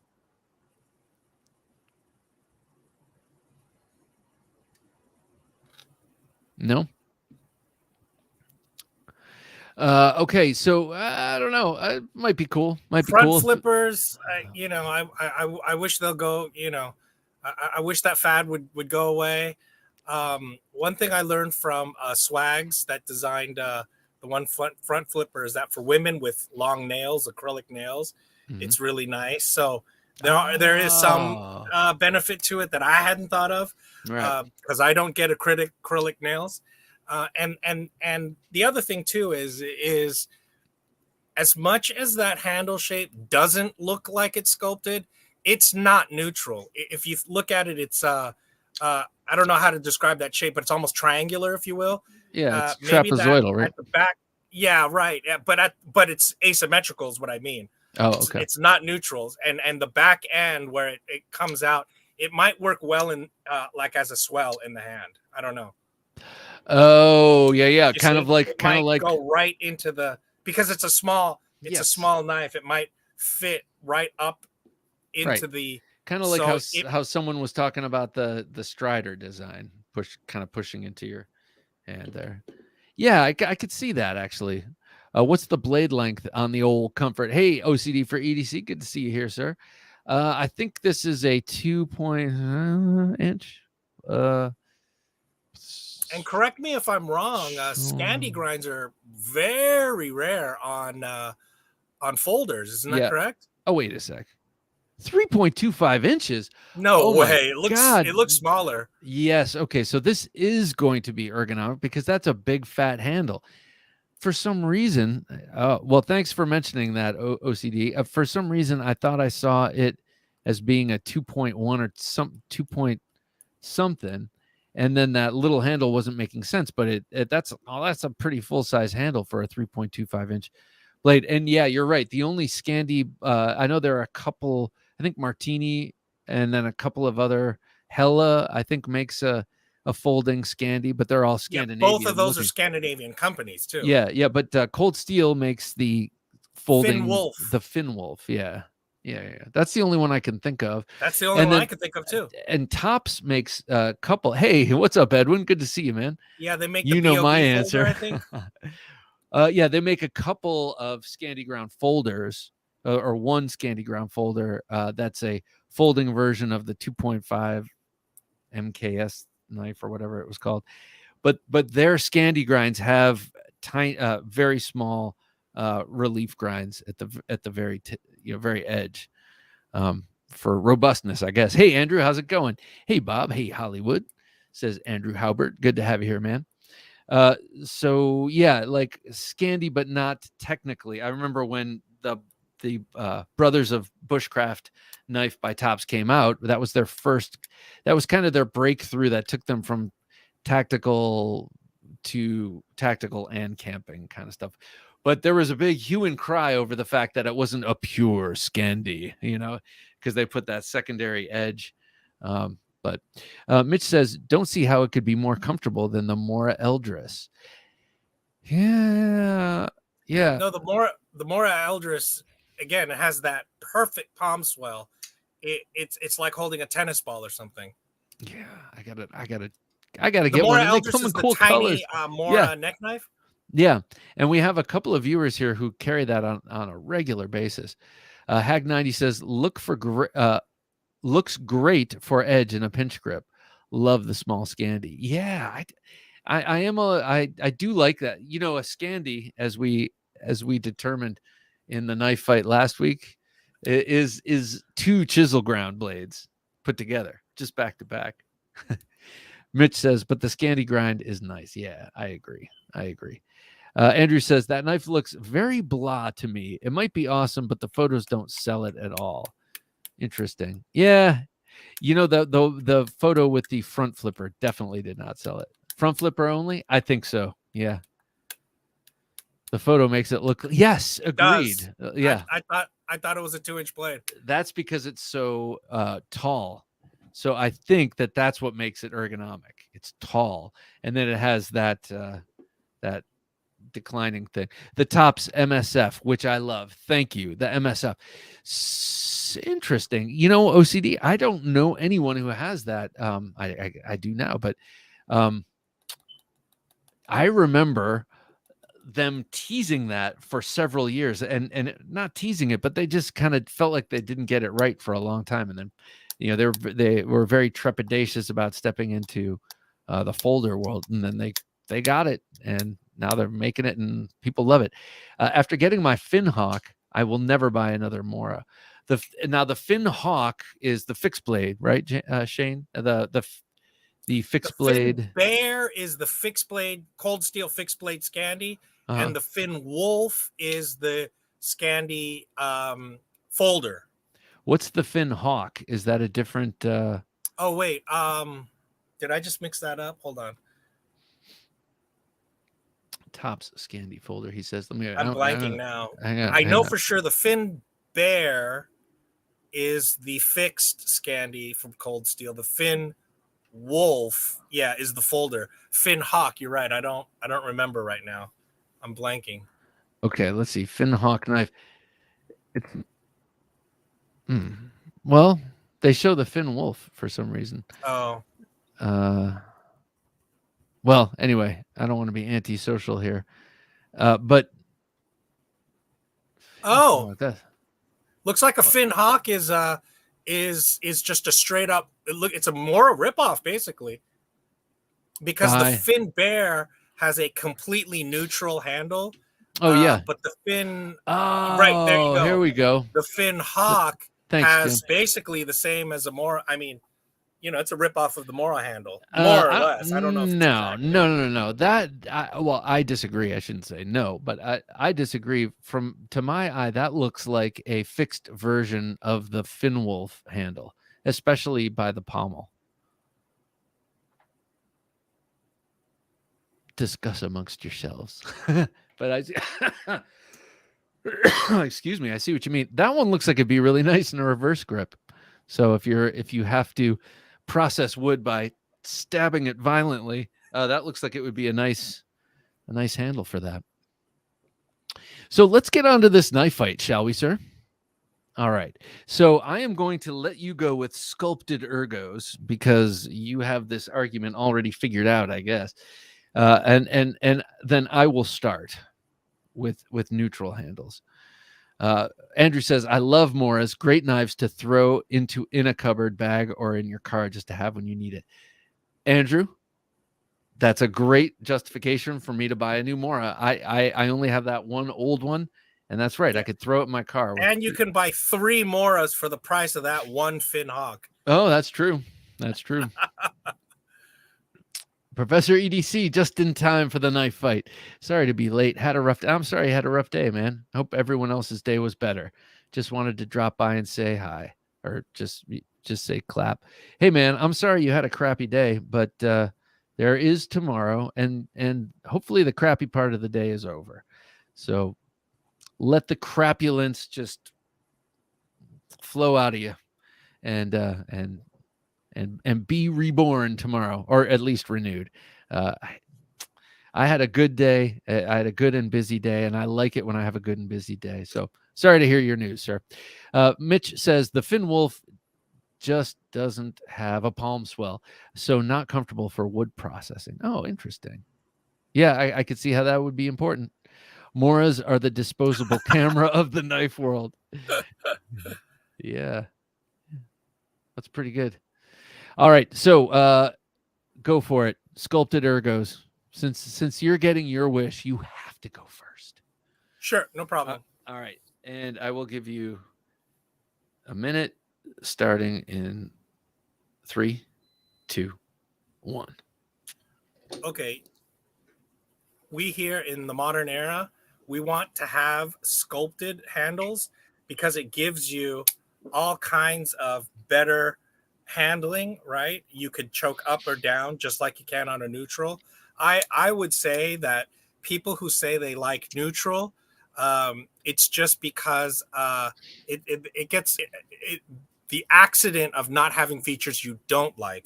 When people say they don't want to have sculpted handles, it's because they found something that they don't like, but eventually you will find the one that you do like. Very few people complain about the ergos of a PM2 because they do it right. This is what usually people say they don't like about sculpted handles because they say they don't want to be forced in. However, it does let you choke up and down. It just decreases the variability, but that's about it. Otherwise, we do like having sculpting. Now, here's something you miss out on. This is also if you're against Chinese knives, they form like a frame lock back here, right? So that you've got this kind of variability. Now, the other thing too is if you don't have the sculpting up here or a guard, you could easily slip up onto the blade, and that's something you simply never want to have if your neutral handle doesn't stop your hand. So it's a safety thing as well. So I think, is that a minute? Oh yeah. That was Thanks. that was a minute, and that was well done. I liked. I got to say, I liked all of the what do you call it? Examples that you showed, and my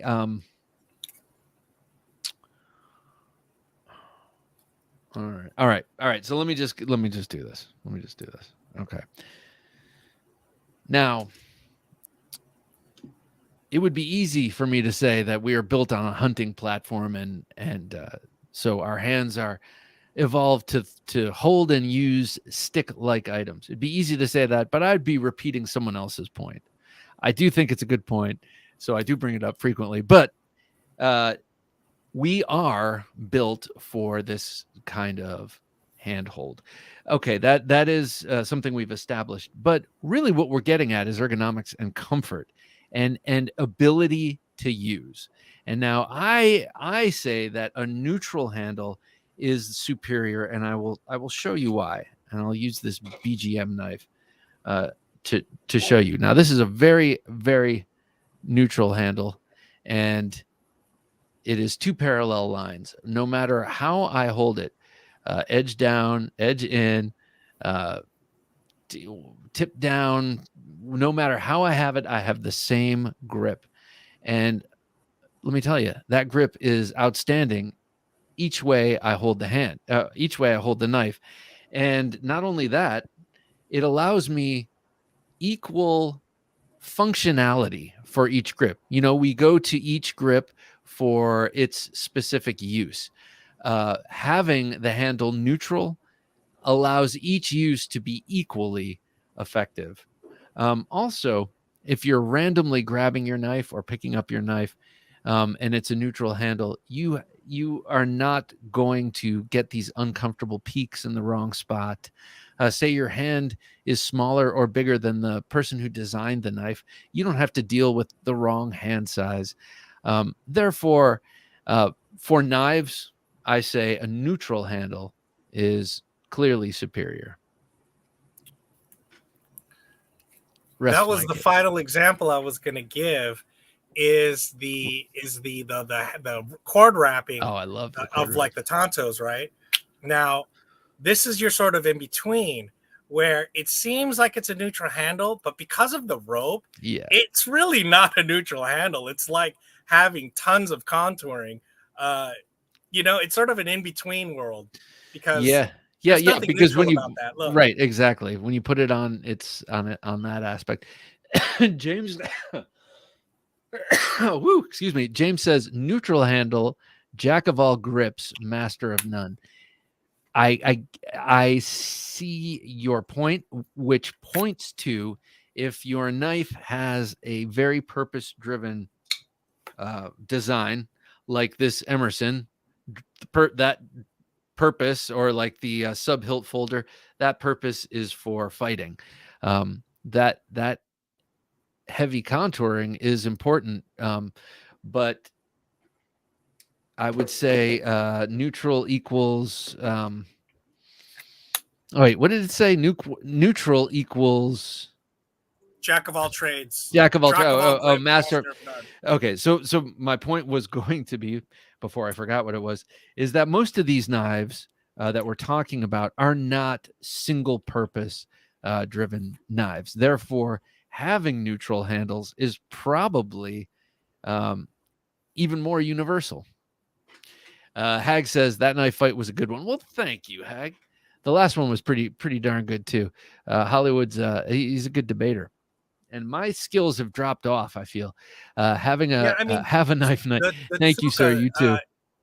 Is essentially old school sculpting back before they did sculpting. Yeah. If the katana were invented today, it would look probably more like this. Yeah, craton handle. Yeah. It would probably have more indexing so that you can grab it the way you want. Anyway. Cool. Congrats, Hollywood. Wow. Okay, so I guess Byron has determined that you won. Well, I cheated. I chose my side, right? No, you didn't cheat. You just had your argument together. I do a lot of I think Mitch, what are you doing, Mitch? Thank you. I appreciate this, Mitch. Damn. I'm sorry. Though I think Hollywood Tactical won the fight, the battle always goes to you, Bob, for the historical perspective you are able to advance the cause. Thank you, man. Wow. Yes. Let's see. How about this? How about I salute you? What was that dagger was the last knife salute? That was sweet. That's had that great swell. That's a Spartan Harzi. So it's a Bill Harzi designed Spartan blades dagger. Mitch, I am going to salute you with the back ripper tomahawk, because it's a little different, a little cool. Thank you, Mitch. I appreciate it greatly. That this is not a fixed blade, but it's a tomahawk blade, and I think it suits the salute. But I really appreciate your generosity. I mean, really, thank you very much. I appreciate it greatly. Todd Carr says neutral is great for adjusting the distance to blade along with holding the blade itself. We have a user. Yes, indeed. That is for sure. So if you're kind of coming up, and this is what I'm assuming when you say holding the blade itself, if you're coming in close and you need to grip it, it's better to have something neutral for the tail end of your hands to be holding on to. Yeah, have you seen the extreme ratio knives where they contracted? I don't know. They went with a university that did research on ergonomics, and so they have the cutout real close to the blade, so it would seem as though apparently this is the key to ergonomics right here. This part, right? So it's dug out here. And so apparently that is what makes something very ergonomic or not. So All right, guys. I'll I do- think okay, I'm thanks. oh, Good night. wait. Oh. Oh, yeah. Let me say goodbye to you, man. Hang on. I just want to say, Hag said, I've heard the knife should not have too much personality. That way it can be used for all. Yeah, that's kind of how I see it, at least sometimes when I'm debating it. Night all. Good night, Kepmook. All right, everybody. Thank you so much for joining us tonight on Thursday Night Knives. It's always a pleasure. It's one of the highlights of my week for sure. Hollywood Tactical, thank you so much for coming on again and bailing me out from having to do a knife fight on my own, man. But not only that, it's always a pleasure to check in with you and get your thoughts on what's going on. So thanks for joining us, sir. Thanks. And thank you all. Check out episode number 300 of the Knife Junkie podcast. It's Brent Smith. You know him as Bald Man Knife and Tool. He comes on. We had a great conversation. He's a cool guy making some outstanding fixed blades and has not been doing it for too long. But again, it's an enthusiast, a true enthusiast, starting in knife making and just crushing it. So check that great interview out, and then check out everything else we do here. Buddha Flash, good night. Thank you, sir. And thank you, Byron. And to all of you, thanks, Michael. And it's great to have you here. Hag 90, thank you. And for Jim working his magic behind the switcher, good night, sir. I say to you, until next time, please do me a favor. Don't take dull for an answer.